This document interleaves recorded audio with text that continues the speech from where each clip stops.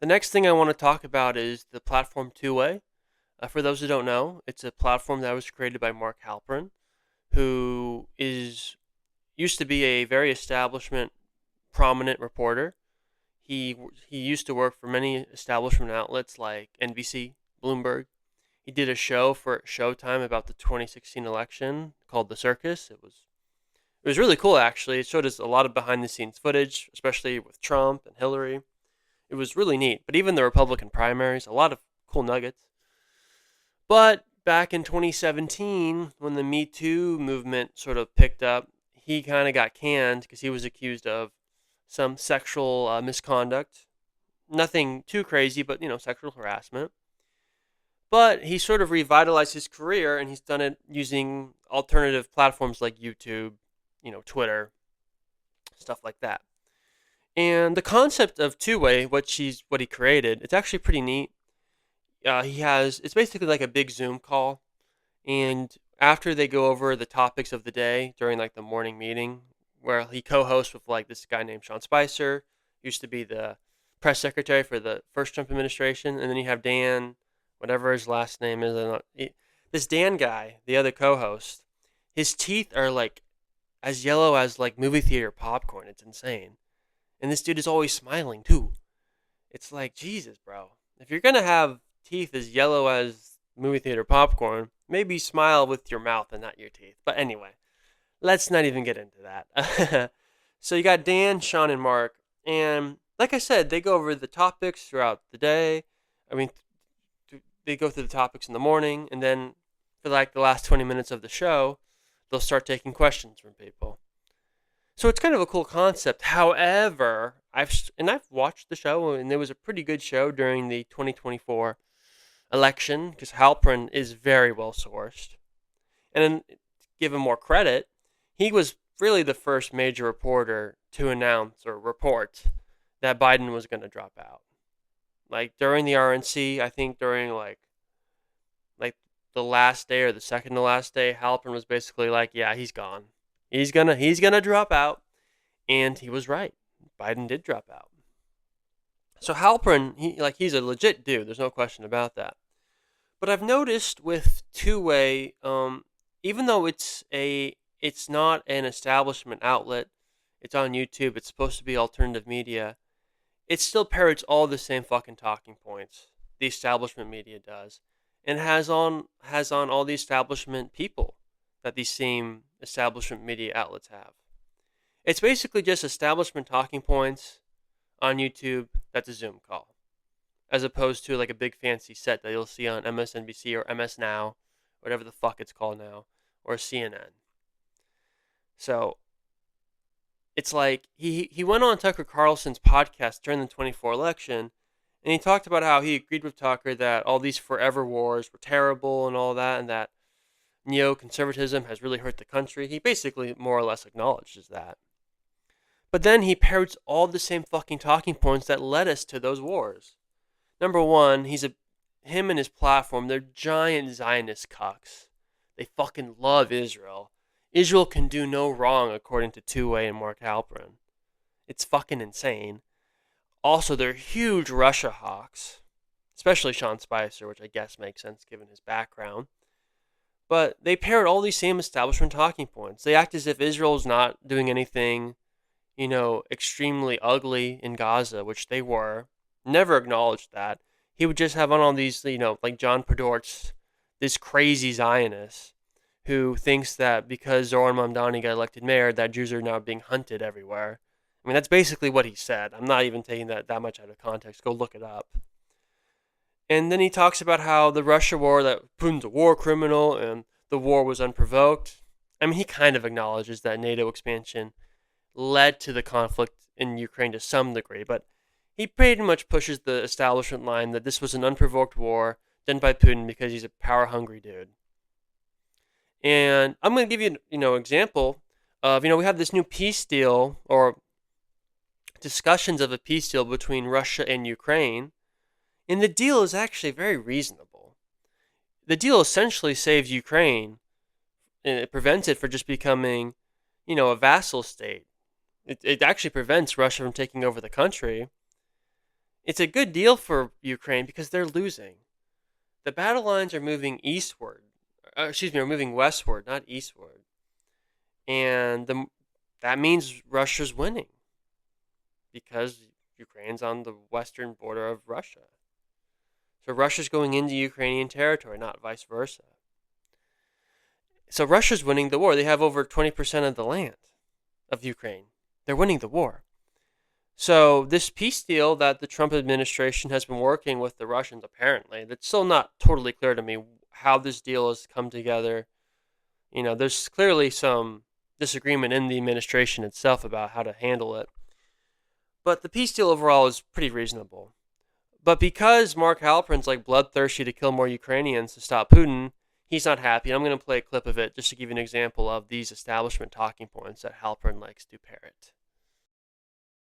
Consultations with, ironically, both parties. Yeah. I mean, they dealt directly with Hamas. They negotiated it with Hamas. This was a completely as best we know, completely one-sided deal, and and the terms of it. I mean, I've been a realist about this, what a settlement was going to be from the beginning. They're going to have to give up land, and they're going to have to reward Putin for his aggression from the beginning. But this deal is ridiculous. You couldn't possibly expect Europe to accept this deal. Well, look, I will.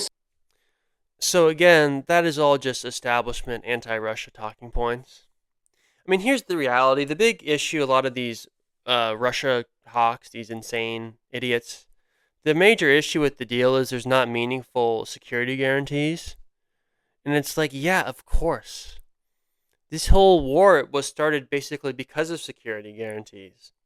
Because NATO had continually moved eastward toward Russia's border, and the fact that they kept threatening to put Ukraine in Russia. So yes, almost de facto, there can't be any security guarantees for Ukraine, and nothing meaningful anyway, because this whole war was started, at least in part, because of the issue of security guarantees, because the reality is Ukraine is always going to be more important to Russia than it is to the United States. I mean, Barack Obama said that at the end of his presidency. He made that because, there was a lot of people on the left even then who were becoming big Russia hawks. And they were criticizing Obama for not doing enough to go after Putin, which, whatever. Obama's policy toward Russia was actually quite good. That was one of the better parts of his presidency. For the most part, Obama really resisted escalating with Russia. So that was one of the good things, one of the few good things, but a good thing that Obama did during his 8 years. And Obama's point was correct that Ukraine is just so much more strategically important for Russia. The history between Russia and Ukraine is obviously intertwined. A lot of ancestral Russians that live in Ukraine, particularly in the eastern part of Ukraine. People don't like to talk about that in the mainstream media, but that's just a fact. And, us continuing to move NATO. Remember, NATO, the whole point of NATO originally was to combat the Soviet Union. Okay, the Soviet Union falls, but NATO doesn't go away, and it continues to go toward Russia's border. Now, if you're Russia, and there's an organization that was bent on combating the Soviet Union, which you used to be, of course you're going to view that as a security threat, particularly if they're trying to put Ukraine into that same security pack. So the idea that this war was unprovoked has never been true. Ukraine didn't provoke it, but NATO did. This war was not unprovoked. This was provoked by NATO in the West. Because we thought that we could shove Ukraine and NATO membership down Russia's throat. And Russia was basically, no, you're not going to do that. So that's the reality. So when you have Halperin saying, oh, this is all one side, it's like Russia's winning the war, dude. Of course it's going to be more leaning toward Russia's interest because they have all the leverage. What leverage do we have in the West, and what leverage does Ukraine have? Unless we're willing to put troops on the ground, we have none. And let's be honest, Ukraine is the Russians view Ukraine as such an existential threat to them. If they start losing this war for some reason, nuclear weapons are on the table. That's how important this is for the Russians, NATO. They are not fucking around with this, okay? I do believe Russia would use a tactical nuke if they were losing on the battlefield in Ukraine. That's how much That's how important Ukraine is to Russia. And there's no way the United States would be willing to respond to Russia with a nuclear response. That's just not going to happen. So we are playing war games in a way that's not beneficial for the West, for Russia, or for Ukraine. So the Trump administration is trying to create a deal so Ukraine doesn't lose all of its land. And you have idiots like Mark Halperin saying, "Oh, this is too one-sided. They can never agree to this." It's like, okay, buddy. First off, well, anyway, I don't want to make any sexual harassment jokes about Halperin. The funny thing is, I actually do like Halperin. I do overall. I do think that, like I said, the two-way platform is a really cool concept. But again, it is just establishment talking points. And again, I'm not even getting into the fact that they've totally defended Israel's genocide in Gaza. It's just, So anyway, that's sort of my thoughts on two-way. I'm not against people listening to it. Again, it's a cool concept. If you're able to talk on the Zoom part of the show, I think that's good. Because sometimes you do have more populist voices who will talk on the show. So that's good. But it is ultimately just like CNN on YouTube in terms of the talking points. Or like Fox News. It's probably more like Fox News on YouTube, in all fairness. Because, and I'll just be honest here, this may be controversial to say, but I don't care. Because the Trump administration is very pro-Israel, the two-way platform is it's a Trump-leaning platform. It just is. I mean, he partners with the New York Post, Halperin, when he does some two-way live post-game shows for debates. The New York Post is obviously a conservative outlet. And it's because the conservative movement is much more friendly toward Israel, which is something Halperin really cares about. I mean, Halperin was crying whenever there's a story about a hate crime against a Jew. Halperin he'll cry for 30 minutes on the show. It's insane. We'll be 30 minutes into the show and Halperin's just crying and crying just because someone someone accidentally bumped into a Jew and didn't apologize without mentioning the Holocaust, and then Halperin can't handle that. Someone bumps into a Jew and he doesn't apologize for the Holocaust. Halperin will start crying all of a sudden. It's crazy. But anyway, that's sort of my thoughts on two-way. I'm not against it, but it's way too much of an establishment outlet. So anyway, if you're going to watch it, just keep that in mind. All right, let's get to the next topic.